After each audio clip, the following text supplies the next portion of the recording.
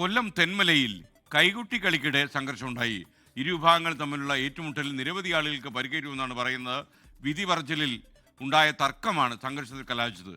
സംഘർഷത്തിന്റെ ദൃശ്യങ്ങൾ നമുക്ക് ആദ്യം നോക്കാം. First on 24.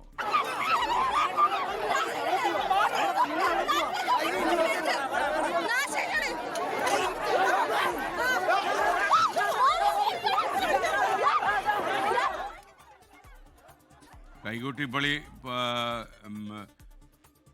കളിപ്പാട്ട് അവസാനം കർണക്കുറ്റിക്ക് അടികൊള്ളുന്ന പാട്ടായി മാറിയോ എന്നാണ് സംശയം. അരുൺ രാജ് തെന്മലയിൽ നടന്ന ഈ സംഭവത്തെക്കുറിച്ച് പറയാൻ നമുക്കിപ്പം ചേരുകയാണ്. പറയൂ അരുൺ രാജ്.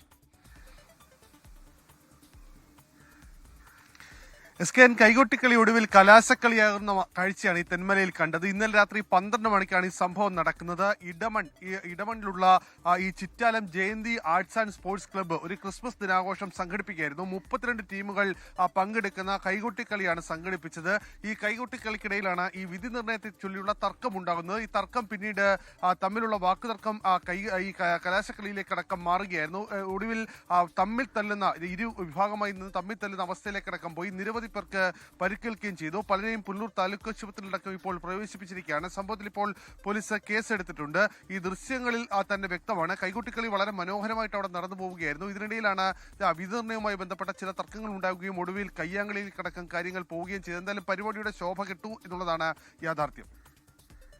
ലോകത്തെവിടെയായാലും ഏത് സമയത്തും 24 വാർത്തകളും ഓഗ്മെന്റഡ് റിയാലിറ്റി പാക്കേജുകളും എക്സ്പ്ലെയിനറുകളും വിശദമായി കാണാൻ ഞങ്ങളുടെ യൂട്യൂബ് ചാനൽ നിങ്ങൾക്ക് സബ്സ്ക്രൈബ് ചെയ്യാം.